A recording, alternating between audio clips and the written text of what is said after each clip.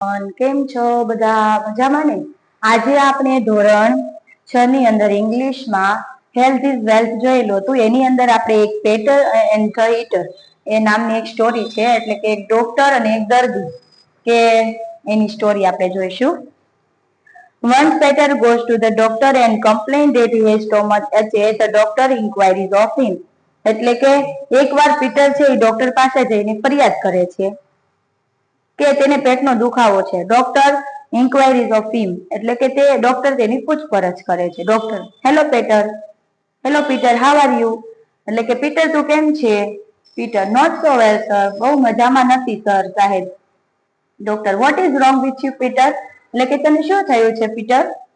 Peter: sir I have severe stomach છે. સાહેબ મને સખત પેટનો દુખાવો છે. Doctor: what did you eat last night? તે ગઈકાલે રાત્રે શું ખાધું હતું? Peter: sir I head only 3 sandwich. સાહેબ મેં ફક્ત 3 સેન્ડવિચ ખાધી હતી. Doctor: at what time? અને કયા સમયે? પીટર: એટ 10 o'clock એટલે કે 10 વાગે. Doctor: why so late? એટલું મોડું કેમ? Peter: because there were some guest at home and my mother had prepared dosa first for them.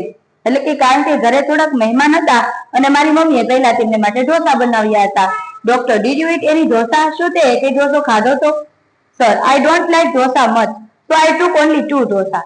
એટલે કે છે કે સાહેબ મને ઢોસા બહુ ભાવતા નથી, તેથી મેં ફક્ત 2 ઢોસા ખાધા.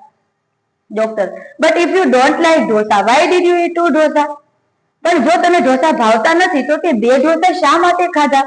Peter: sir I did so because I head taken only 1 pizza. We all had snacks in the garden at 7 p.m. so I was very hungry.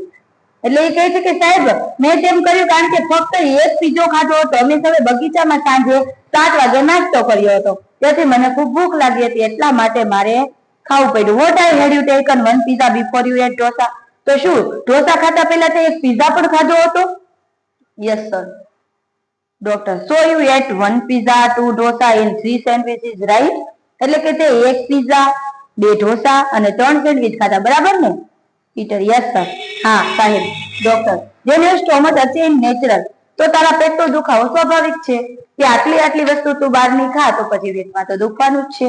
Peter: but sir I haven't taken anything after taking a glass full of milk with bread and butter this morning. એટલે કે છે પણ સાહેબ આજે સવારે bread અને માખણ સાથે 1 ગ્લાસ દૂધ લીધા પછી મેં કંઈ પણ ખાધું નથી. Doctor: milk with bread and butter? Oh Peter, I will go mad if you speak anything now. Take this medicine and go away. એટલે ડોક્ટર સાહેબ કહે છે કે બ્રેડ અને માખણ સાથે તે દૂધ? ઓ પીટર, હવે તું કંઈ પણ બોલીશ તો હું ગાંડો થઈ જઈશ. દવા લે અને જતો રહે અહીંયાથી. Peter: thank you sir. Should I eat anything before taking this medicine? Will it be harmful if I take one hungry stomach?